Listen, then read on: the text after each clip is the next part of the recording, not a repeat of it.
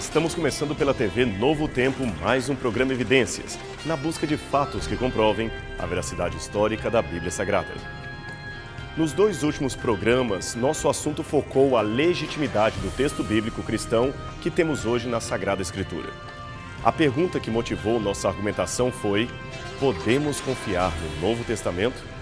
No programa de hoje, vamos direcionar nossa atenção nos achados arqueológicos e verificar em que medida eles podem ajudar a esclarecer e confirmar algumas das narrativas encontradas no Novo Testamento. Vamos começar por um episódio descrito no livro de Atos, capítulo 21, versos 27 a 30.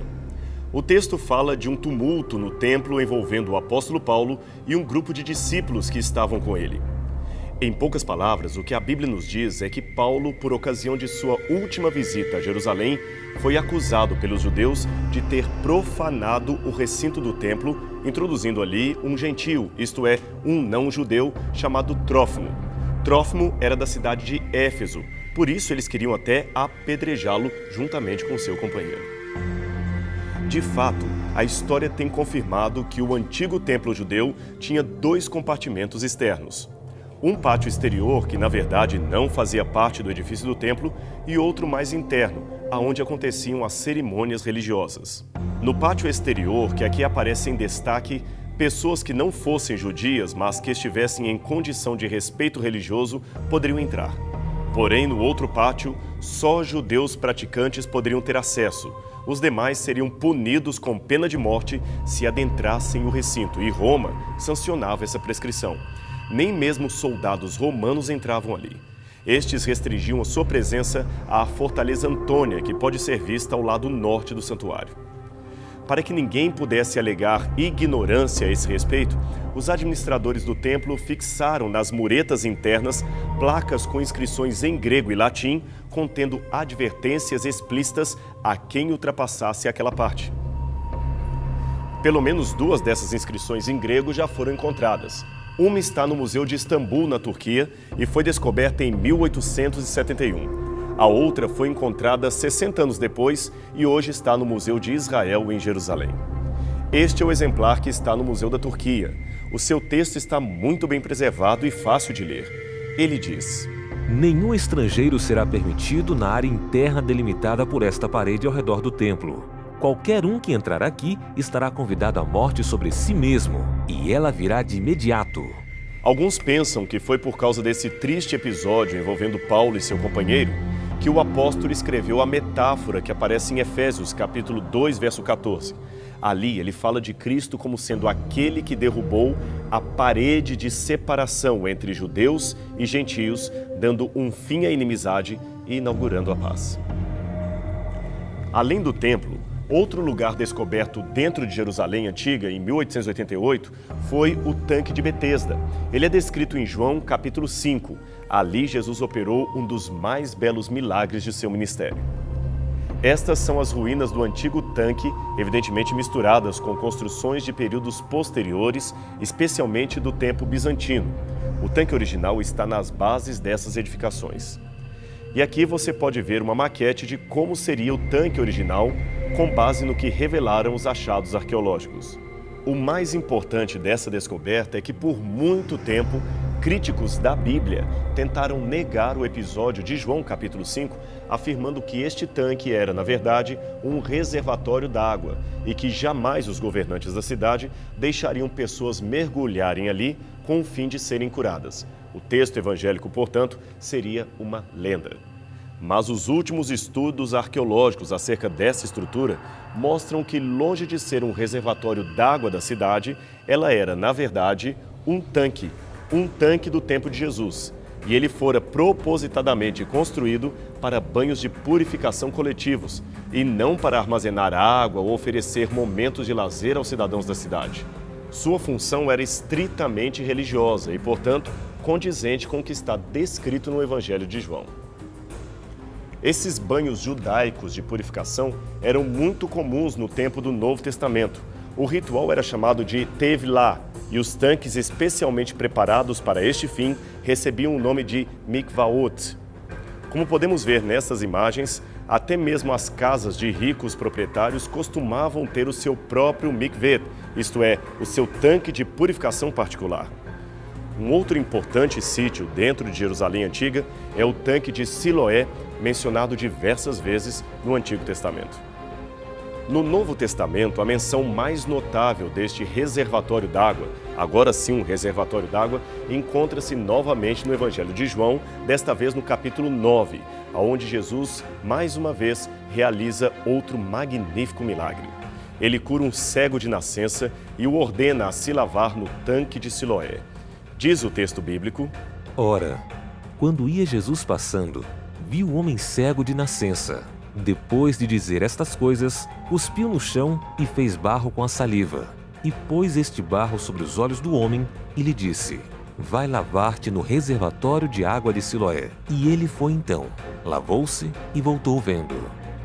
De acordo com as últimas interpretações arqueológicas, esse tanque, juntamente com o outro de Betesda, foram transformados no tempo de Cristo em tanques públicos de purificação através da água, que, como dissemos, eram chamados no plural hebraico de mikvaot.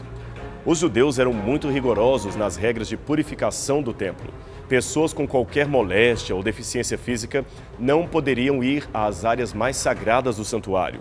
Mas é lógico que, sendo uma cidade que recebia multidões de peregrinos religiosos de vários lugares, Jerusalém nem sempre tinha o controle absoluto da situação sobre aqueles milhares que a visitavam.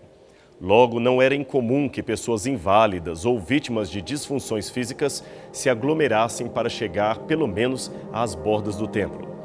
Então Herodes teve a ideia de transformar alguns desses reservatórios d'água em tanques de purificação e atender assim aquela gente que se valia dele. De acordo com o professor Rony Reich, que escavou o local, a presença de Jesus no tanque de Siloé, conforme descrita no Evangelho de João, pode ter sido motivada pela necessidade religiosa de lavar-se antes de subir ao templo.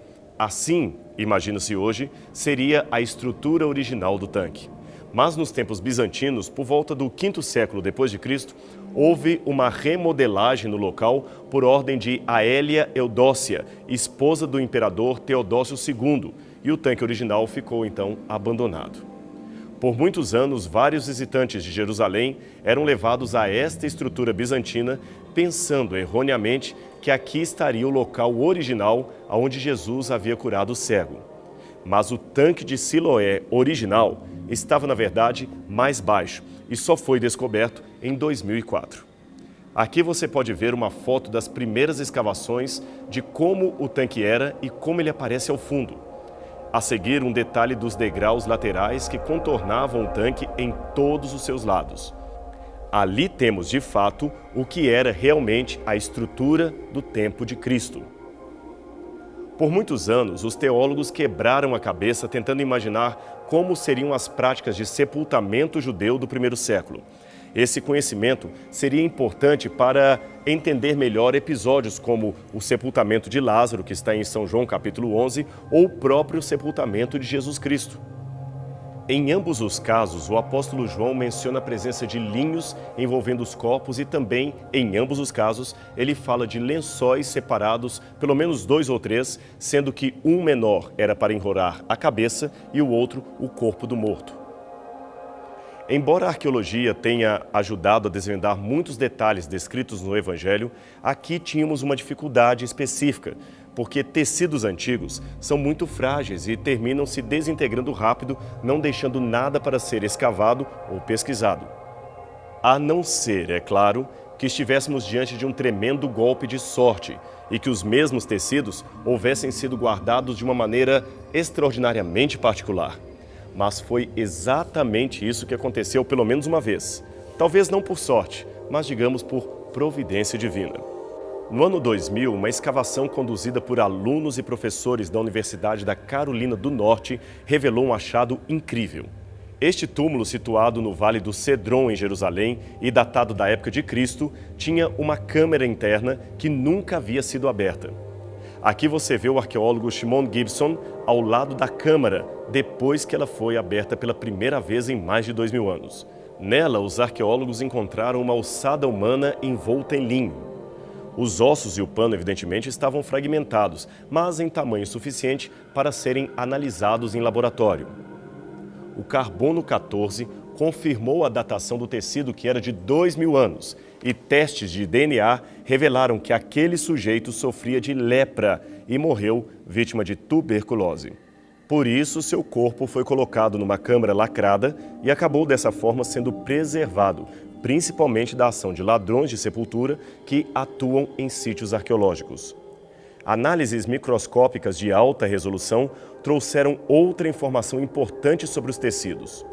O corpo originalmente havia sido enfaixado em pelo menos 2 lençóis, um de lã, usado para enrolar o corpo, e outro de linho para envolver a cabeça, exatamente conforme temos no relato do Evangelho de João. Quanto aos personagens mencionados nos evangelhos, conforme aliás já mostramos noutro programa anterior, muitos documentos já têm confirmado a existência histórica de pessoas como Jesus, Herodes o Grande, Herodes Agripa, Pilatos, Caifás, João Batista e provavelmente Tiago, o irmão de Jesus, que depois de anos de debate acadêmico e judicial, teve a sua caixa funerária inocentada, digamos assim, pois ali percebeu-se que não se tratava de uma falsificação. Saindo mais uma vez para o livro de Atos, pois já fizemos menção dele no início desse programa, temos um interessante episódio envolvendo este livro e um dos maiores arqueólogos do Reino Unido. Seu nome, William Mitchell Ramsay, que na época era professor de arqueologia e artes na Universidade de Oxford. Suspeitando fortemente que o terceiro evangelho e o livro de Atos, ambos escritos por Lucas, não passavam de um mito, ele se dispôs, às expensas da universidade, viajar pelo Oriente Médio em busca de evidências para desmentir a Bíblia.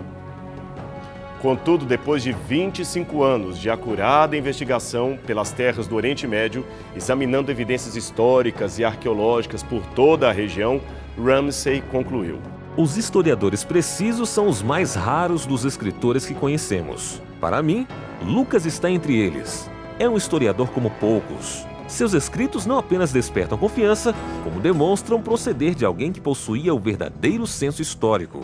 Em suma, esse autor bíblico deveria ser colocado no topo da lista dos grandes historiadores. Ramsay, em sua pesquisa, analisou as referências que Lucas faz a 32 países, 54 cidades e 9 ilhas e não achou nenhum erro sequer. Veja alguns exemplos de precisão do evangelista Lucas ao tomar as suas notas. Esta inscrição grega data do 2º século e foi encontrada em Tessalônica, na Grécia. A inscrição era, na verdade, um quadro de oficiais do governo que trabalhavam como administradores da cidade. 6 deles são mencionados e o título do seu cargo também é mencionado. Eles são chamados de politarcos. Agora, se você for ao livro de Atos, capítulo 17, versos 6 e 8, verá um episódio em que Jason, um líder da igreja de Tessalônica, é arrastado perante as autoridades locais.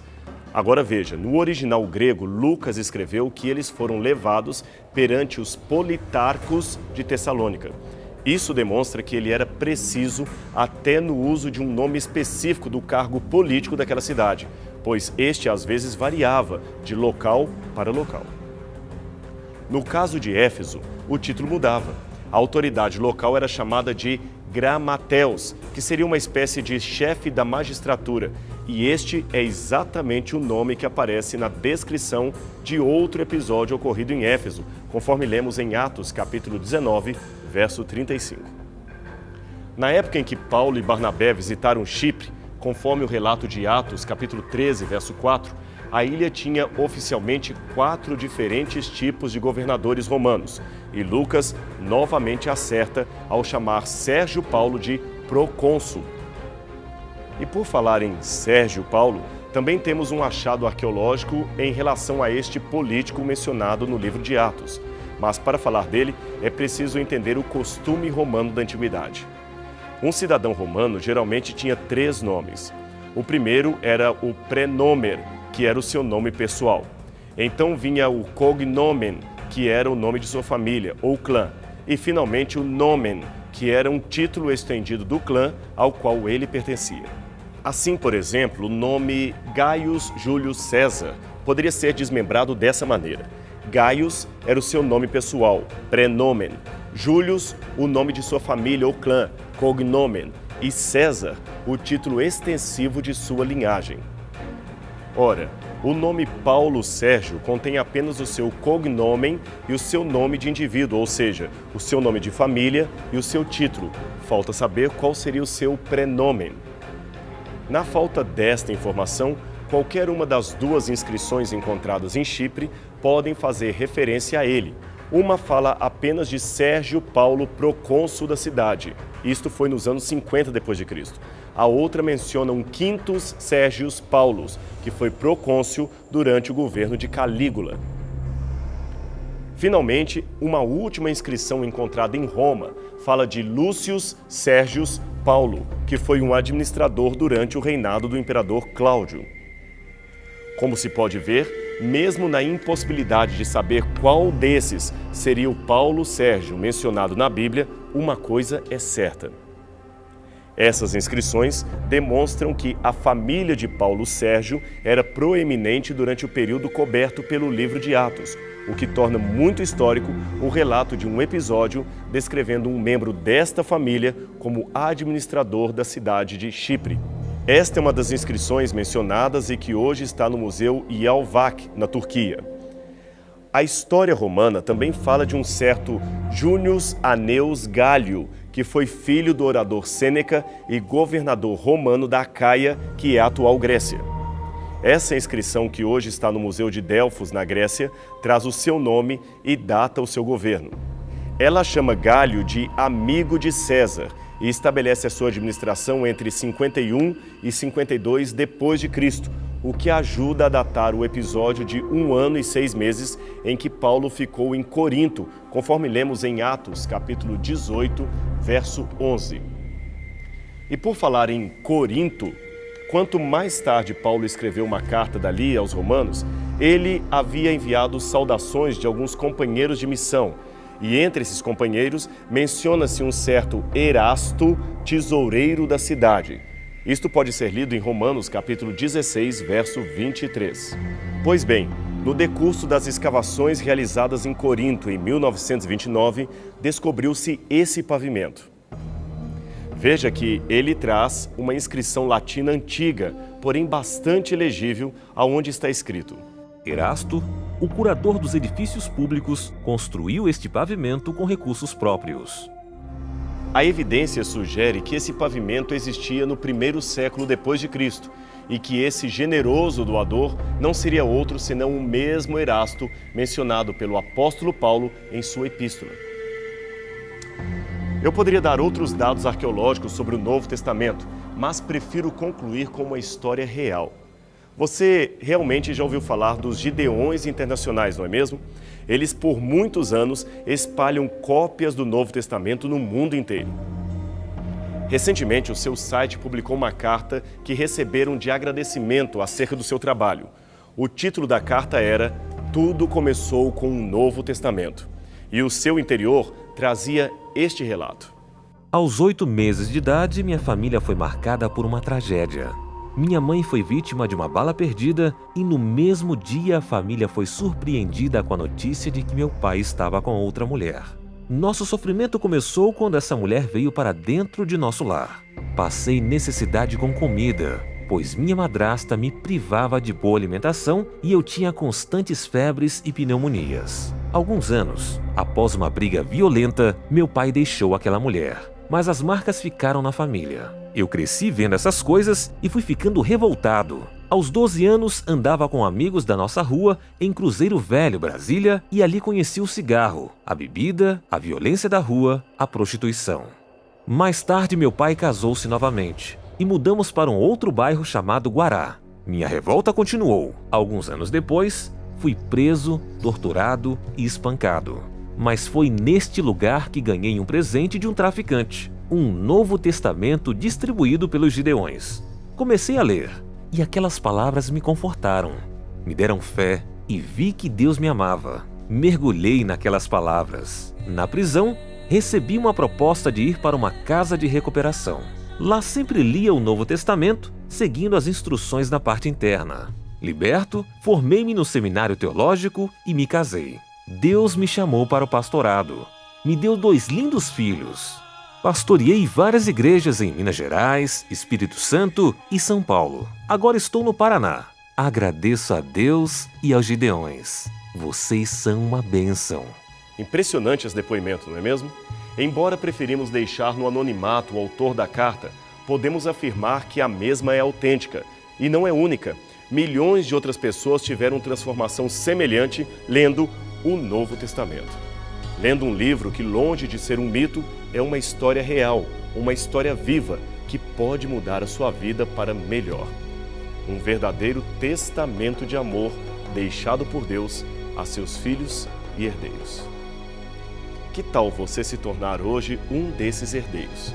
Você descobrirá que todos nós podemos ser, pela graça, filhos do Pai Celestial.